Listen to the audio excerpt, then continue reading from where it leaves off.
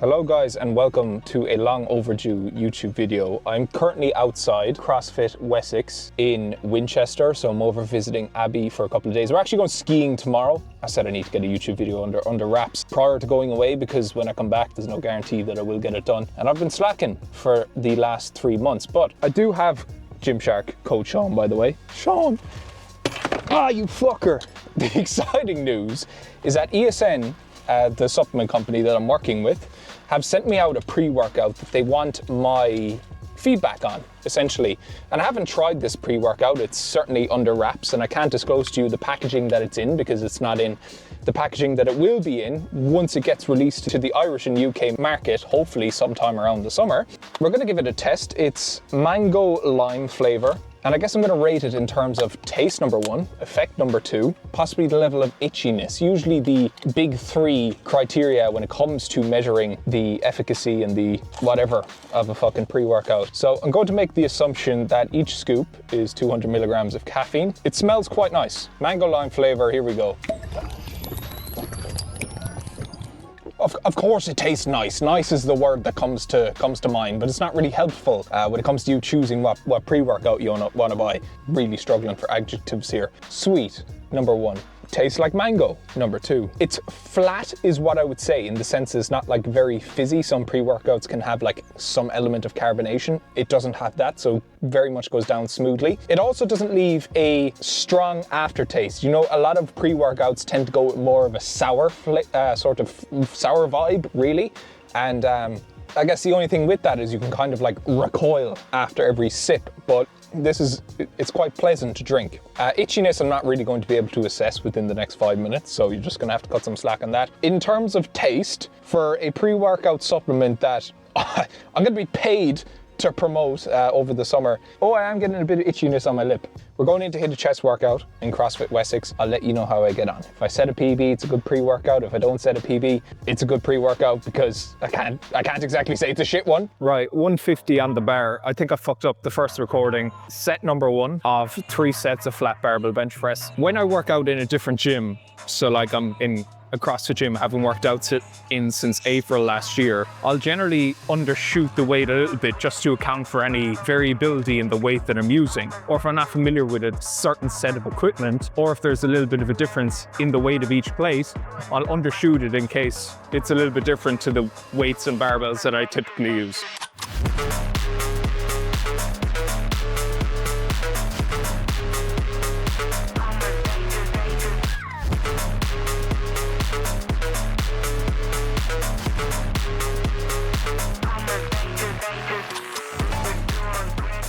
I don't know if there's research to suggest that working out actually, Abby just told me this. If you work out in a gym and you're like cold, that your strength should be less than it would be if you were warm, which I guess makes sense logically. But the point that I'm trying to make is that I only got 150 kilos for 4 reps in set number 1. So I'm kind of clutching at straws to find justification as to why my strength it's bad. Set number 2, I'm gonna do it without the belt. I feel like I'm looking to outsource strength to like fucking pieces of equipment that probably shouldn't be used for I change my mind every couple of months in this. I made a TikTok a couple of months ago saying why I use belt for bench press and I've never used it before and bench 180 without it. And then all of a sudden I fucking make a statement so it's something I've always done. So I'm just gonna do it without the belt and see if there's any difference.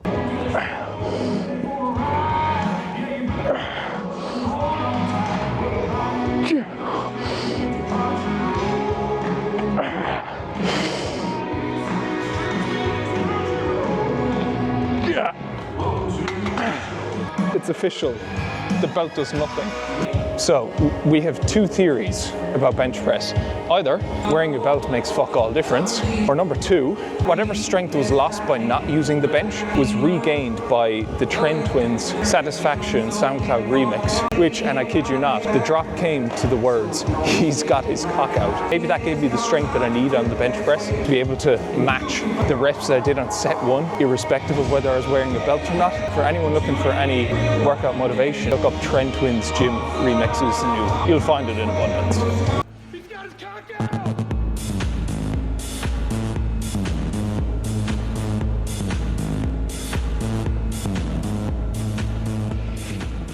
So we've got no incline bench, so what we have done is hoisted the bench a flat bench up on two 20 kilo plates. Exercise number 2, every chest workout I've done for most of the last 5 years, usually, rule of thumb, if it's flat barbell first, it's incline dumbbell second. If it's flat dumbbell first, it's incline barbell second. No reason, just it cures my OCD really.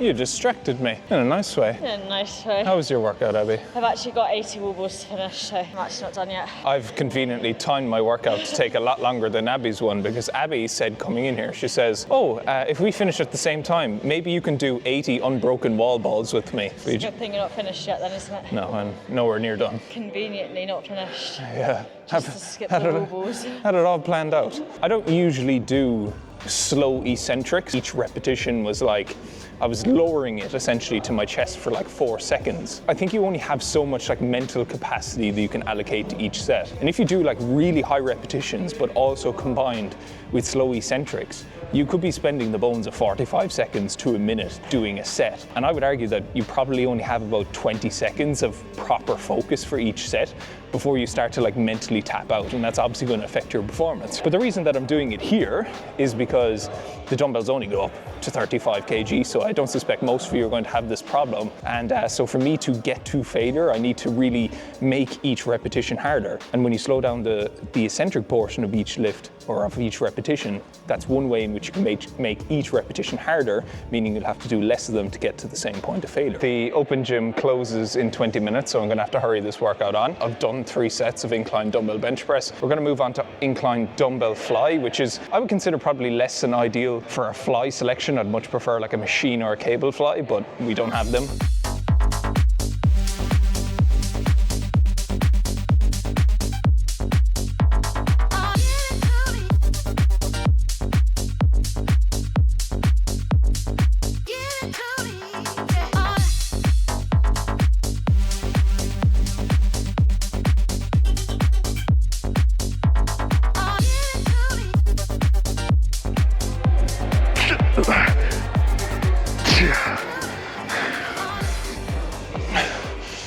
My days of bro split propaganda are behind me. I went through a weird phase like last year where I was like all of a sudden promoting one chest day, one back day, one arm day, one shoulder day, one leg day. And I did do that for a while and I got quite strong on it. But there's probably no denying that for most people it's a slightly less efficient way to train. Is it a bad way to train? Not necessarily, but it is probably slightly less efficient. So rather than just training chest today, I'm going to throw in a little bit of shoulders and a little bit of triceps. So you do one push day, you do one pull day, one leg day. You can repeat that twice per week. Maybe you'll see marginally more gains, maybe you won't. Anyway, 17.5 kilo ladder raises.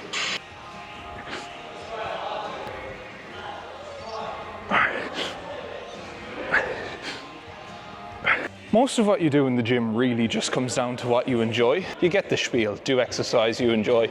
Mightn't even be the gym, but like whatever split you do, like getting caught up over that and almost forcing yourself into a position of inaction because you don't know what split is best to follow is completely missing sight of forest for the trees. Even if you did like let's say there's a worst split in the world. The worst split in the world that you can possibly do, if there is one, is still way better than doing nothing or not taking proactive action because you don't know what to do. I don't know, you want to get better at a sport, let's just say boxing. It's like not taking action or not getting into a boxing gym or not starting is way worse than going and doing the worst thing that you could do. I don't know, hit a bag with no gloves or wraps. You get what I mean?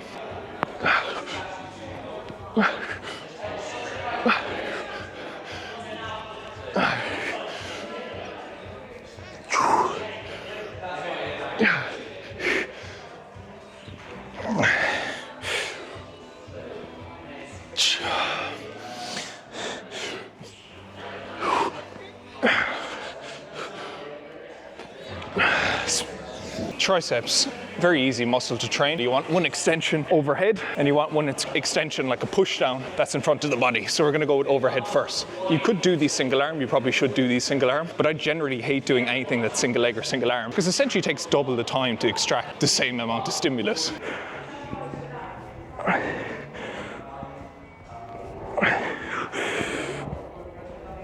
When it comes to the amount of sets that you should be doing per exercise, you can start off with something small like 2 sets per exercise. If you recover quite well, you're not very sore, you're getting stronger, you could probably look to add an extra set. Although in general, if you're progressing across all your exercises, you don't really need to do any more. You can if you want, but understand that that might come at the cost of inflicting so much fatigue that you actually start to struggle to recover, and then you struggle to perform and progress.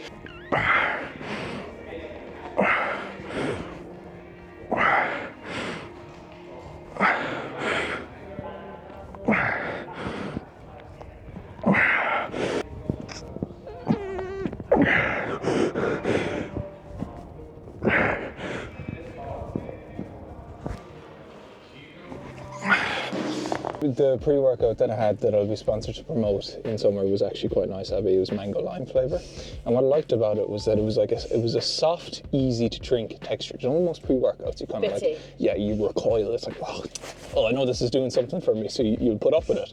But this was actually like a nice, tasty beverage. Nice. It did give me a bit of itch, so that took me by surprise. But it wasn't like excessive forehead rubbing itch, like, you know, that really uncomfortable beta-alanine sensation. But it was a bit of an itch to let you know that, you know, this, yeah, it's doing something here. So I like the concoction. I don't really have much professional expertise to come back to ESN and go, yeah, I think we need a little bit of this and a little bit of that. But yeah, I guess a thumbs up from me. We were inside and the CrossFit class was on at 5:30, so it was just basically me and Abby on the floor, and then like 20 people waiting to start the class, all just looking at us, watching us. Yeah, it was like we were on display, and it was really scary. And I had my tripod and I was filming, because I didn't film during my session, I was filming afterwards, and it looked like I wasn't doing anything. It looked like I was just filming, but I promise I did a workout. It was like we were on our own, very own special episode of Influencers in the Wild. So I didn't get the last tricep exercise done. To be honest, working out in the CrossFit gym, because it's limited equipment, that wouldn't be a very ideal push workout for me. It's just kind of, you know, doing what you can with the bits that you have. But one exercise I'd throw in at the end, if you have like a tricep push down, or like a close grip bench press, or a tricep dip, or something like that, and Bob will be your uncle, Mary will be your aunt. What I was trying to say on the volume question, before everyone was like staring at me and then I started stammering over my words, if you're unsure what volume to do in the gym, just start off with 2 sets per exercise. If you find you're getting stronger, you don't really need to change anything. If you find you're not really progressing as much as you feel you could, but you're also... You reach a plateau. You plateau. Or you're not really sore, or it doesn't feel like you've done a workout the very next day, probably could up the volume a little bit more to possibly 3 sets per exercise. But really, most people shouldn't be going over 20 sets in a week per muscle group. So use that information as you will. Don't overthink it. Get into the gym. Handful of exercises for each body part, 2 to 3 sets per exercise. Just take each set to failure. It doesn't really matter whether you do that within 10 to 12 repetitions or you do that in 6 to 8. Just get to failure. We're off to the pharmacy. Not for steroids. Abby needs... cream for my hand, because I burnt it, as you can see. I poured boiling water straight from the kettle all over my hand, and we're going skiing tomorrow. I don't know if Sean's told you that. Have you told them we're going skiing? I think I was just so obsessed with the mango lime pre-workout from ESN coming soon, but... Well, we're going skiing tomorrow, and obviously you need gloves on when you're skiing, and this is blistering and weeping. Quick, get some cream. What kind of cream? Sorry. You're not getting it. I bought you 12 teddies in the last 6 months. That's how it works. Abby, we've had this conversation before. It's on Club Pod, it's basically... For pre-workout, we have a Bridget Jones Mad About the Boy Goo Cheesecake Salted Caramel flavour. Rich in protein, not so much in nutrients. Well, how much protein actually is there, out of interest? You're spot on, 3.1. Did you know that? Yeah, what did I have today? You had chicken sausages, coffee, you had chicken sausages, then you had a meal deal, an all-day breakfast sandwich. A mini ESN designer bar. I left all the small spoons in Abby's car, don't ask. Yeah, but I need to see the size of the frickin' spoon. It looks massive in your hand as well. Unsurprisingly, the goo didn't really hit the spot. It's 6:30 p.m, so you could probably count this as my dinner. ESN are getting a right plug today. ESN cinnamon cereal protein powder, Curiously cinnamon cereal. By the way, cereal with the milk, I'm recording. Just probably come across very toxic, doesn't it? You're not getting it. It's a joke. Interrupting my train. Go ahead, you got it. my train of thought. Cereal with the milk is a cheat code, especially if you're bulking, probably not so much if you're cutting, but it's literally high protein, high calorie, easy to eat, full of sugar, full of carbs. So, you know, if you're going training afterwards, or if you need some carbs replenishing after training, it's not a bad option. And if you happen to be getting some ESN, don't forget to use code Sean at the checkout. Oh God, that is such a, like, I pledged to myself that I'd never be someone who holds up a tub of protein and says use code Sean. Busted! But I've said lots of things. Code Sean, if you're picking yourself up something nice, you may as well financially compensate me in the process. The third meal of the day is cooked by Her Highness Denison herself. But these are chicken meatballs. This is some pasta. So it's red pesto pasta sauce from Sainsbury's, but I've actually made it better. So I've added creme fraiche and I added garlic tomato puree.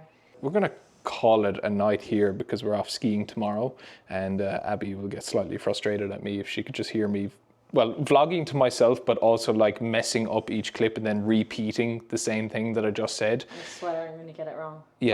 Yeah, with the same tonation for each clip. So, you know, we've got bags to pack. Thank you for tuning in, and we shall see you all in the next one. Take care.